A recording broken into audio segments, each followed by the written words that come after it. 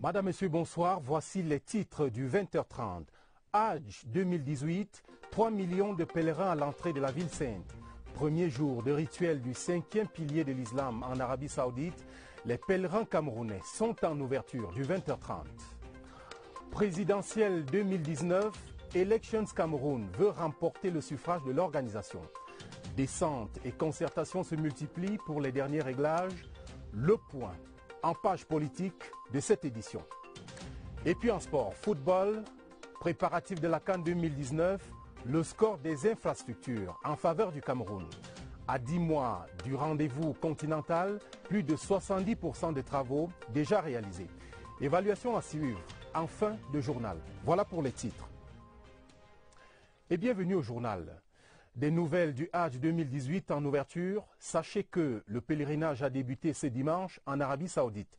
2600 Camerounais y prennent part parmi les 3 millions de fidèles mobilisés à Mina. À un regard seulement de la Mecque pour accomplir le premier rite obligatoire. Retrouvons tout de suite à Mina notre envoyé spécial, Ousmane Assanda. La nuit dernière a été sans sommeil pour les près de 2600 pèlerins camerounais qui séjournaient en terre sainte de l'islam. La raison est qu'ils devraient rejoindre la vallée de Mina au plus tard ce dimanche pour commencer le rite obligatoire du Hajj. Les pèlerins camerounais retrouvent ainsi à Mina d'autres pèlerins musulmans venus du monde entier avec pour objectif l'adoration d'Allah Tout-Puissant. J'entame ce pèlerinage avec l'étape de Mina, donc l'étape qui constitue le Hajj. Donc je l'entame avec beaucoup de sérénité. Je savais qu'il fallait beaucoup de ressources morales, tout ça. Mais Inch'Allah, par la grâce de Dieu, ça ira très bien. Le prophète sallallahu alayhi wa sallam, quand il a fait le pèlerinage, il est quitté de Makka, il est venu à Mina, il a séjourné une journée. Donc dans la sunna des prophètes, on doit avoir séjourné une journée, dans le 8e jour des Zulhijjah. On doit passer une journée ici avant d'aller le 9e jour à Arafat. Voici donc Mina, à quelques encablures de la Mecque, qui est le point de départ de ces journées pleines. On l'a dit, 3 millions de Hajj vont passer ici des journées intenses de dévotion. La particularité visuelle du pèlerinage, c'est que tous les hommes sont vêtus simplement de 2 toiles de tissu blanc. Les femmes, en tenant compte de leurs contraintes, sont habillées de façon plus classique. Dans cette vallée de Mina, c'est l'islam dans toute sa plénitude qui s'exprime. Et sur place au pays, la fête de la Tabaski 2018 prépare. Le parfum de l'Aïd el-Kébir embaume déjà les rues de Douala, la capitale économique. À 3 jours de la célébration, l'heure est au dernier préparatif dans les familles. L'on note néanmoins une faible affluence dans les différents marchés de moutons de la capitale économique. Faisons le point avec Maïra Mouabas de Certes Littoral. Des moutons qui cherchent preneurs. À quelques jours de l'Aïd el-Kébir, le marché du mouton a pris ses cartes. C'est un peu moins cher quand même. Il y a tout. Par rapport, il y a 160 000, 140 000, 150. À cela s'ajoutent les tracasseries de la route. Tracasseries, qui étaient là-bas à Moroa ou bien à Garoua.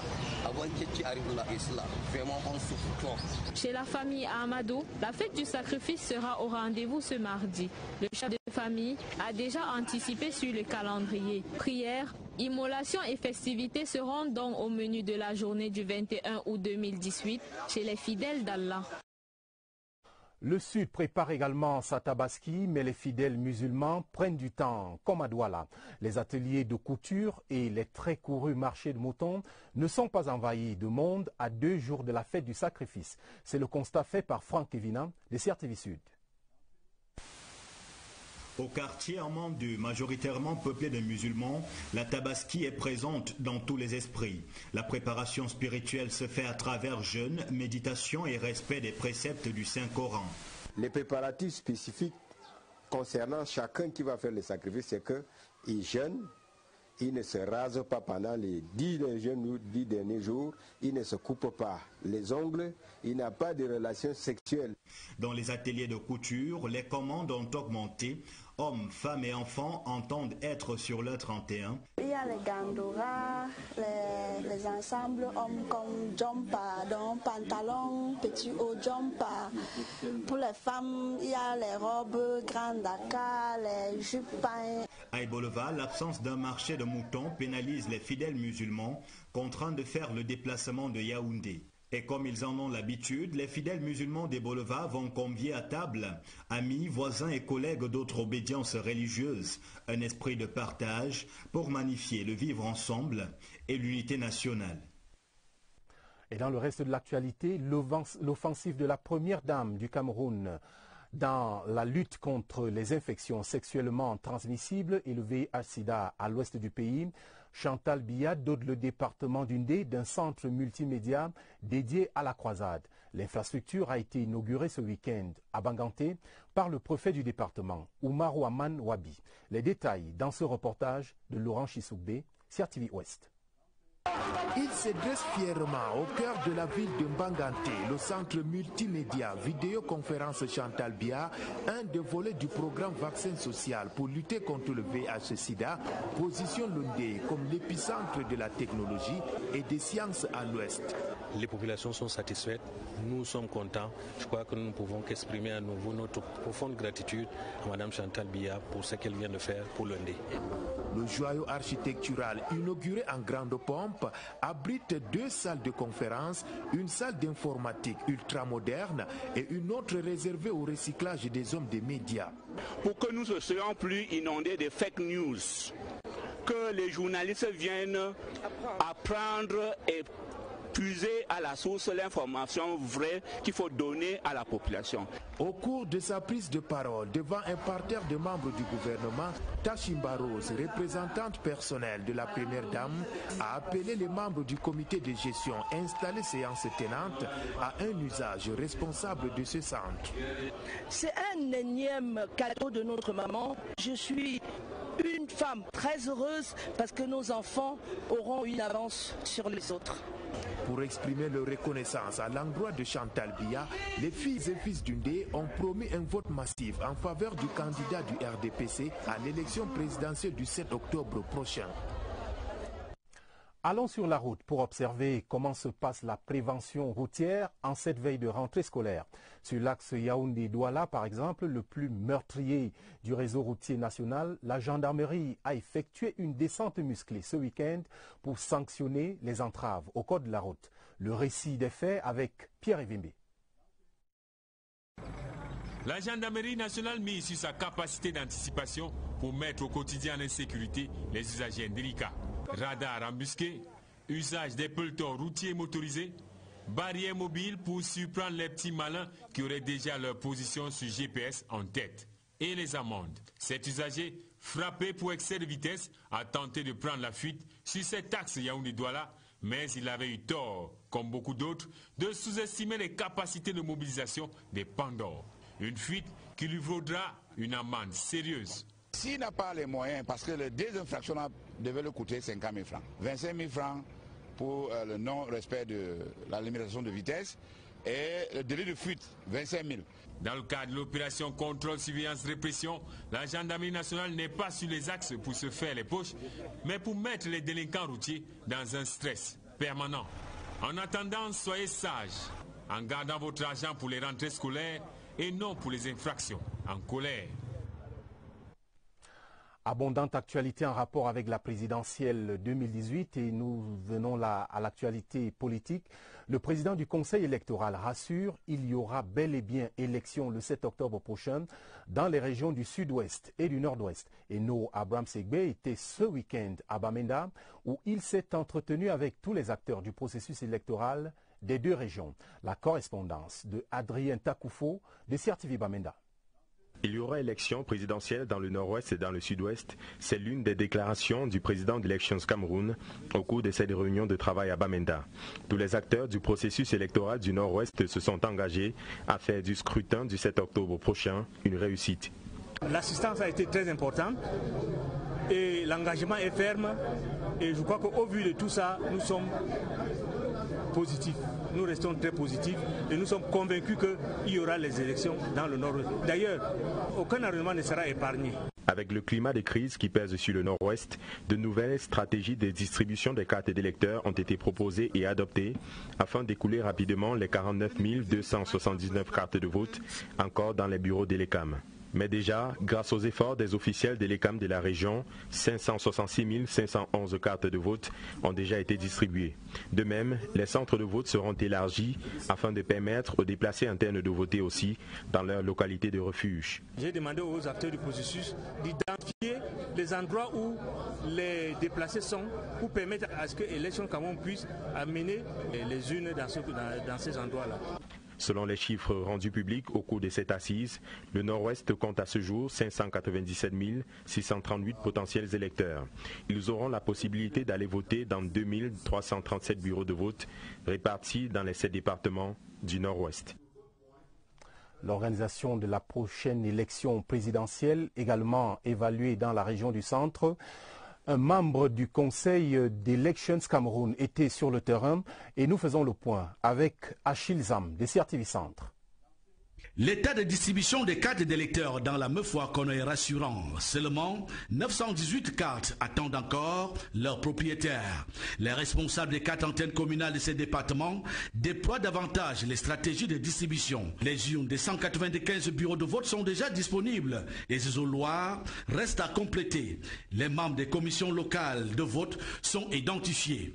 Pour le cas de quelques bureaux de vote délocalisés, pour des raisons d'accessibilité et de sécurité, Madame la vice-présidente du conseil électoral est descendue sur le terrain s'assurer. En ce qui concerne les bureaux de vote, d'être dans les normes, c'est-à-dire les bureaux de vote accessibles au public, où toutes les personnes, même celles vivant avec un handicap, peuvent vraiment se sentir à l'aise. Il s'agit aussi, compte tenu des distances, de rapprocher les bureaux de vote le plus des populations. Pour un bon déroulement de ce processus électoral, Apolline Marie Amougabena a exhorcé le personnel de l'ECAM à s'approprier le code électoral pour assurer la neutralité de l'organe en charge de l'organisation des élections et confirmer la légalité des opérations. Et vous l'aurez rectifié par les écritures, c'était un reportage de Richard Atangna Obama des CRTV Centre. Les populations de Zoé-Télé dans le sud sont en joie. Les travaux sont lancés pour refaire 150 km de pistes rurales de cet arrondissement. Du coup, un meeting de remerciement a mobilisé les bénéficiaires hier à Zoé-Télé autour de Georges Elanga Obam, ministre de la décentralisation et du développement local, élite de la localité. Eugène Bey, reportage. Zoé-Télé affiche aujourd'hui le visage d'une ville en plein chantier de réhabilitation de ses axes routiers. La promesse faite par le chef de l'État prend ainsi corps. 150 km de pistes rurales seront réhabilitées et aménagées durant des travaux 5 mois. Nous sommes contents. Ce projet a une importance que vous ne pouvez même pas imaginer. C'est la route qui sort les populations des zones rurales de la pauvreté. Les populations bénéficiaires ne tarissent pas d'éloges à l'endroit du président de la République. C'est un sentiment de joie que de recevoir autant d'enjeux pour désenclaver notre arrondissement. À 2 km de Zoé-Télé, on faisait parfois une journée avec le don que son Excellence Paul Biya vient de nous faire. Ça ne sera qu'un triste souvenir. Responsables locaux du RDPC et élite ont reconnu en Paul Biya l'homme qui tient toujours ses promesses. Leur message, le retour d'ascenseur. Le président de la République nous répond au-delà de nos attentes. Sachons le lui rendre en nous rendant aux urnes tous et en votant comme un seul homme pour lui lors de l'élection présidentielle qui aura lieu le 7 octobre de cette année.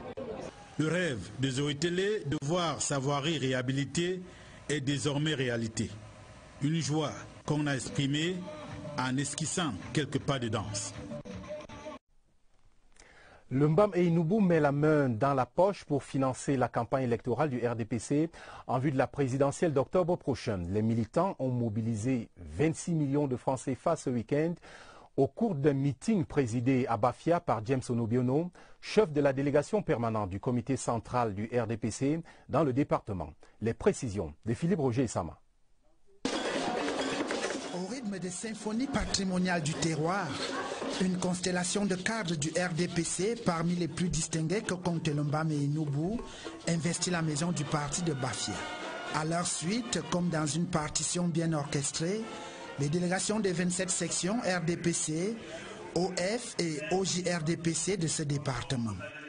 En accord parfait, tous chantent le credo de la continuité avec Paul Biya, l'homme de la dynamique constructive, apôtre de la paix et fervent défenseur de l'unité du Cameroun, chèrement acquise. Le président Paul Biya est l'homme de la situation.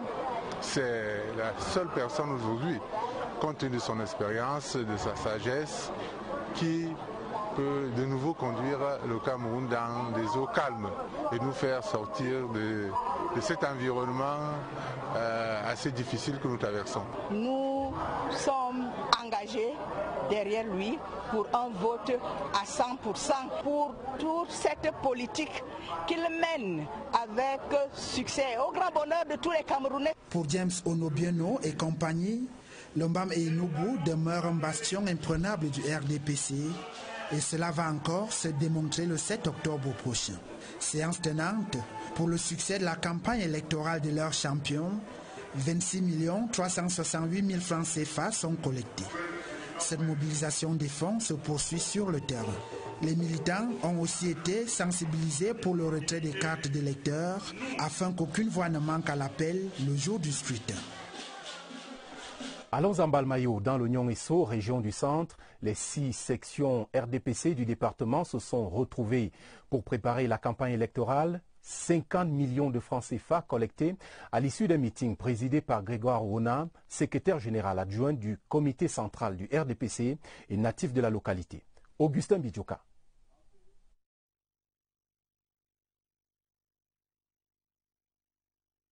Le département du Nyong-Esso n'a jamais manqué un rendez-vous pour voter la liste du Rassemblement démocratique du peuple camerounais.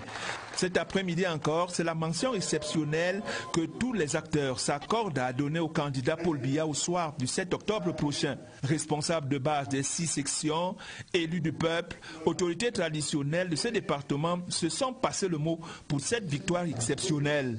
En plus de l'engagement à travers les porte-paroles, ils ont porté la cagnotte à 50 millions de francs pour atteindre cet objectif.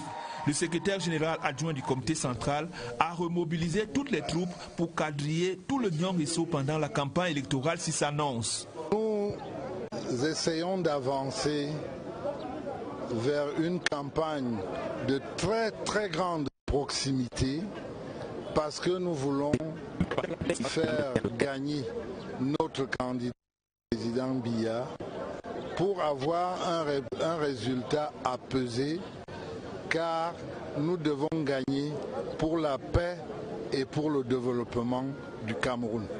Les responsables ont 5 jours pour faire parvenir leurs propositions pour l'élaboration d'un calendrier qui sera une occasion pour les membres de la commission de mener à bien cette opération de charme.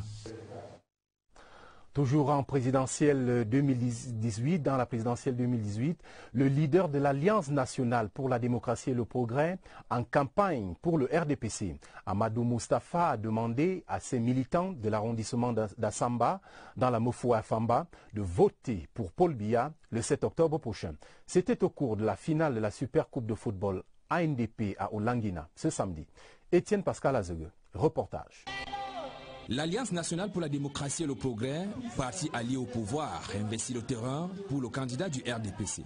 Pour sa première sortie dans la Mofouafamba, Amadou Moustapha, le président national de l'ANDP, était porteur d'un message important pour ses militants et militantes d'Olangina, chef-lieu de l'arrondissement d'Assamba. Le parti ANDP est solidement implanté dans cet arrondissement. Et c'est depuis au moins 5 ans. Je suis donc venu donner un coup de pouce à la présidence de la section. Notre champion, notre candidat, c'est le président Biya. Nous sommes venus donc porter un message particulier aux populations de ce département qu'il faut voter le 7 octobre le président Paul Biya. Le prétexte de la descente du numéro 1 de la NDP à Olangina est le sport roi au Cameroun. La Super Coupe ANDP de football a mobilisé au stade Saint-Gaston d'Olangina toutes les forces vives de cet arrondissement de la Mofouafamba. La finale, messieurs, a été remportée par Essingan, ici en rouge, 1-0 face à Tottenham FC d'Olangina. Des nouvelles de la rentrée scolaire dans ce journal et notamment dans le nord-ouest à Bamenda. Sachez que les élèves de Bamenda n'ont pas d'inquiétude à se faire. Le ministre délégué en charge du Commonwealth, Félix Mbagnou, était à Bamenda ce week-end pour offrir du matériel scolaire dans cette localité. Prenons tout de suite des nouvelles de cette cérémonie de remise de dons avec Augustin Guizana de CRTV Nord-Ouest. Une bataille pour l'éducation à Old Town Bamenda à quelques semaines de la rentrée scolaire. Des centaines d'enfants se bousculent pour recevoir du matériel didactique de main d'un natif du coin. Les bénéficiaires reprennent en cœur l'importance de leur scolarisation. I feel happy because the minister is very good to us and he take care of those who are poor.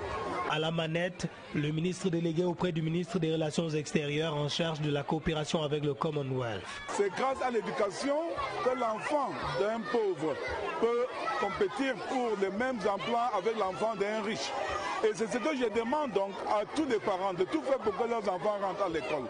Et de demander à tous les frères, à tous les Camerounais, de donner aux enfants, au lieu de donner des couteaux pour qu'ils se battent, pour leur donner un bic. Cela se dit devant des parents, des autorités administratives au rang desquelles le préfet de la maison Pierre Aîné Songa, les autorités traditionnelles, quelques hommes politiques sans distinction de leur chapelle. Le natif du coin a également pensé au sport, facteur de rassemblement du peuple. Félix Mbayou dira que les trophées remis aux vainqueurs du tournoi de tennis de table et du football sont un appel à la promotion de la paix sur l'ensemble de la région du Nord-Ouest. Tout à fait autre chose à présent. Le département d'Unkam a désormais sa voix. La radio communautaire réglée sur la fréquence 88.fm. Elle a été mise en service ce vendredi à Yabassi par son promoteur, le professeur Mwele Kombi, ministre des Arts et de la Culture, élite de ce département. Cyril Edimo, de CRTV Littoral. Mon village à la radio, mon village, chacune à ma voiture et Yabassi, ça qui joue. Ce n'est pas un rêve, mais une réalité. Le président de la République, son Excellence Paul Biya, vient une fois encore de manifester sa généreuse sollicitude à l'endroit des populations d'Unkam. Nous ne nous attendions pas à avoir un si pareil investissement. Nous en sommes très heureux et ceci contribuera à ce que les Nkamois, quelles que soient leurs origines, et les Nkamois et les Camerounais en général vont s'exprimer à travers cette radio. Et pour implémenter cette action hors du commun, un digne fils du département d'Unkam, le professeur Narcisse Mwele Kombi. Cette radio communautaire qui est la première dans le département d'Unkam, la première du département d'Unkam, et qui concerne les 4 arrondissements qui, mis ensemble, sont un concentré du Cameroun tout entier en matière de diversité culturelle, en matière de multiculturalisme. Et pour mieux recevoir le signal d'Unkam FM, des postes récepteurs numériques ont été remis aux populations. De quoi capter les ondes émises par le pylône de 22 mètres d'une capacité de 2000 volts, pouvant parcourir jusqu'à 500 km. Présidentielle du 7 octobre prochain, sachez que le Mungo est en ordre de bataille. Les militants du RDPC de ce département viennent de mobiliser la somme de 48 millions de francs CFA pour soutenir la campagne du RDPC. Nous en parlons dans ce reportage de Joseph Itoté de CRTV Littoral. Plus de 48 millions de francs CFA, dont 10 en promesses.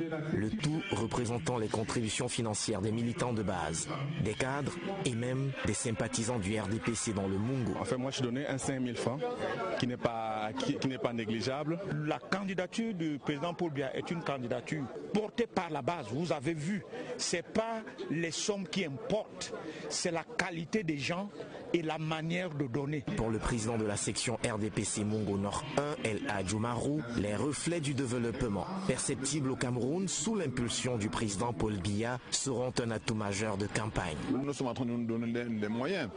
Pas seulement les moyens financiers comme vous le constatez, non, les moyens humains, les moyens techniques également. Et puis nous avons également à notre actif les réalisations de notre champion, de notre candidat. Le jeune Bélam Béla, chef de la délégation départementale permanente du RDPC dans le Mungo, l'a dit, Le RDPC n'entend pas dormir sur ses lauriers. La campagne électorale se fera de façon méthodique. Nous ne pouvons pas mener une élection sans les moyens. Il est donc question pour le parti et à tous les niveaux et surtout à notre niveau départemental de pouvoir mobiliser d'abord les ressources financières.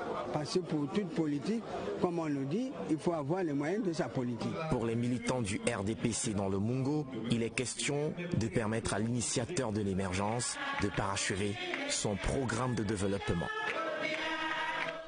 Tournons la page politique. Quelques mélodies dans ce journal avec JP Mélodie. C'est l'artiste de la semaine. Son genre, le Bikutsi. Avec Oussan Cavalière, il fait danser ses fans depuis 21 ans et son dernier album vient tout juste de sortir. Voici son portrait dressé par Laurence Okalia. Voici celui que l'on appelle le libre penseur de la musique camerounaise. JP Mélodie, ennemi du suivisme, exprime sa vision des choses en un style musical qui a bercé son enfance. Je fais dans le Bikutsi parce que j'aime cette culture, je suis né dans cette culture et je continuerai toujours à brandir haut le flambeau de ma culture. Depuis 21 ans qu'il élève la voix du Bikutsi, JP Mélodie a toujours dénoncé les tares de la société. Son premier album, Longen et Denika, entendons La vie c'est comme ça, plantait déjà son décor. Moi je voudrais retenir que du positif dans tout ce que j'ai fait et je pense que JP Mélodie n'est pas un artiste qui est comme la majorité qu'on a l'habitude de voir. Pourquoi vous allez me poser la question, pourquoi il n'est pas comme les autres? Parce que JP Mélodie c'est un libre penseur. Aujourd'hui résidant à l'étranger, l'artiste revient sur sa terre natale avec dans sa valise son tout nouveau single Tu n'es rien.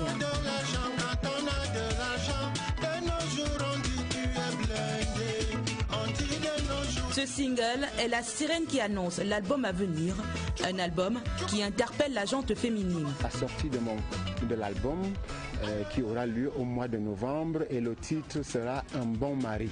Dans le jardin de la musique camerounaise, JP Mélodie a planté depuis 21 ans son arbre au parfum de Bikutsi et entre les feuillages, on entrevoit la beauté de ses fruits.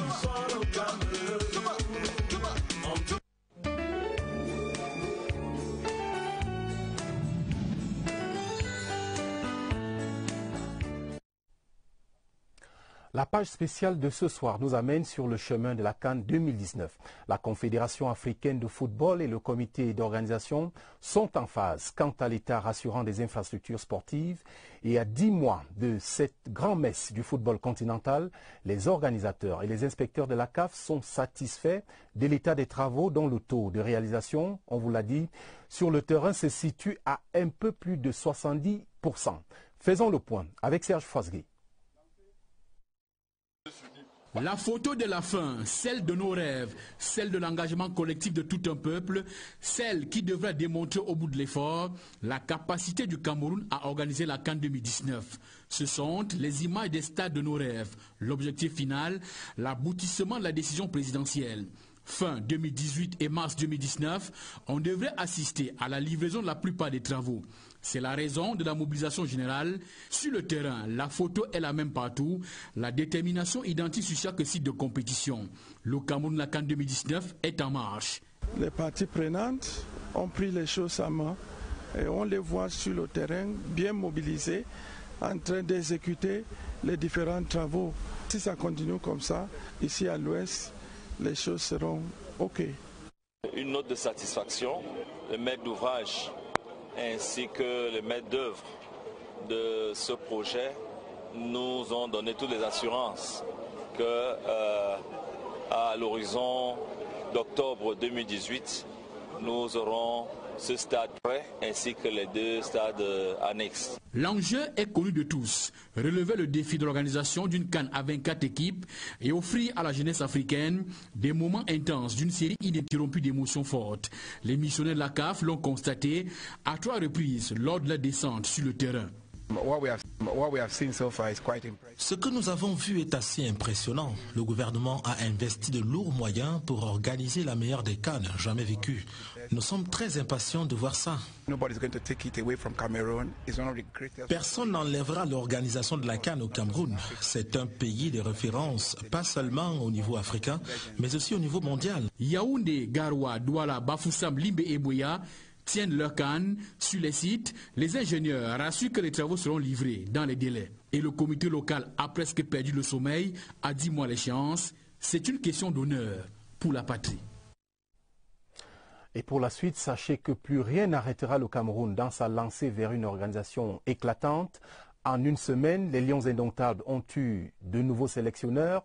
La progression des préparatifs a convaincu en tout cas les inspecteurs de la CAF et son président, Ahmad Ahmad, a confirmé que la Coupe d'Afrique des Nations 2019 se jouera bel et bien au Cameroun. Sur la marche de notre pays vers la CAN 2019, voici le regard de Raphaël Nkwa.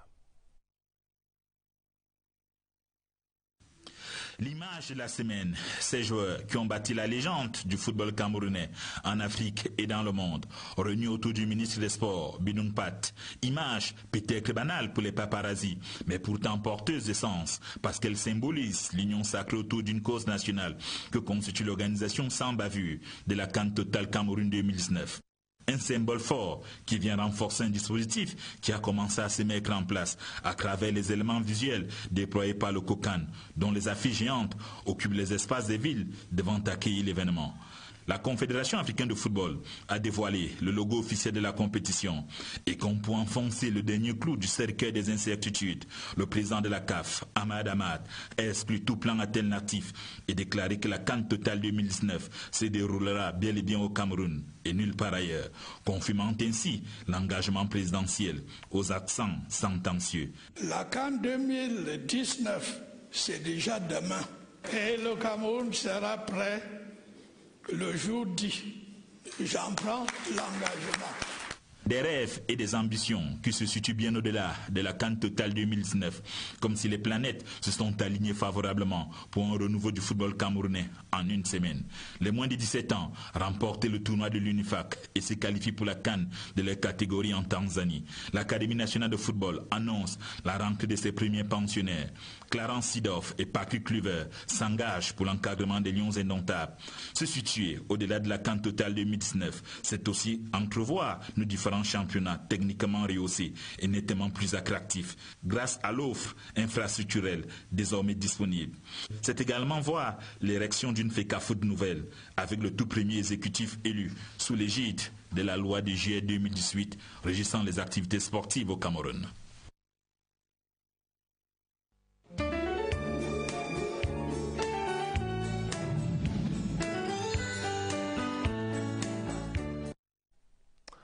Quatre stades donnent la visibilité au programme national de développement des infrastructures sportives. Le stade de Japoma à Douala, celui de Lembe, le stade de Limbe, puis celui de Bafoussam. Ces réalisations sont les plus avancées d'un vaste projet de construction et de réhabilitation d'infrastructures sportives dans les 10 régions du Cameroun. Projet cofinancé par la Chine et le Cameroun. Voyons plus clair dans ce zoom de Évariste Yenga. Le football se taille la part du lion dans le PENDIS, le programme national de développement des infrastructures sportives mis en œuvre depuis 2008. À lui seul, le foot bénéficie de 4 stades livrés et en cours d'achèvement des travaux. Le Limbe Stadium et ses 20 000 places déjà prêts à l'utilisation. Le stade de Bafoussam déjà en usage malgré l'attente de quelques finitions. Le stade de Japoma à Douala, 50 000 places, rendu à l'étape de fixation de la toiture. Et le complexe Paul Biya de Lembe en train d'être revêtu des structures métalliques et des charpentes de la toiture. La réhabilitation du stade de Garoua est aussi en cours. Mais tout ceci n'est qu'une infime partie d'un vaste projet à plusieurs phases. Le PENDIS prévoit à la réalité la dotation de chacune des 10 régions du Cameroun d'un stade de proximité de 20 000 places et d'un gymnase pour la pratique des sports en salle. 2 de ces gymnases ont vu leurs travaux engagés. Le gymnase de Bepanda à Douala et celui de Yaoundé, stade annexe, tous deux sous le coup d'un arrêt des travaux. Les sports pratiqués en salle attendent donc toujours leur dotation du PENDIS. Ils se contentent depuis 2010 du palais polyvalent des sports de Yaoundé, fruit de la coopération sino-camerounaise, mais ne relevant pas du PENDIS. Le programme, menacé d'agonie depuis 2017 à cause d'un déficit de financement, est sous le coup de la suspension. Les pouvoirs publics, à travers le ministère des Sports, ont pris le relais pour la construction et la réhabilitation des infrastructures de la CAN, Total Cameroun 2019. Il s'agit encore là du football, la discipline de prédilection du PENDIS jusqu'ici. Et avant de terminer cette édition, ce télégramme officiel du président de la République à son Excellence Ashraf Ghani, président de la République islamique d'Afghanistan. Monsieur le Président, écrit Paul Biya, il m'est agréable de vous adresser mes vives et chaleureuses félicitations à l'occasion de la célébration de la fête nationale de votre pays le 19 août. J'y associe mes vœux de paix et de prospérité pour le peuple afghan. Veuillez agréer, Monsieur le Président, les assurances de ma très haute considération, signé Paul Biya. J'annonce après ce journal, scène de presse avec Lucrèce Medou Ndjemba qui est de retour. Entre autres sujets qu'elle évoquera avec ses invités, le contentieux préélectoral et la campagne de désinformation dont sont victimes les éléments de l'armée camerounaise. Mesdames et messieurs, c'est ici que s'achève ce journal. Merci de l'avoir regardé. Excellente semaine sur la CRTV.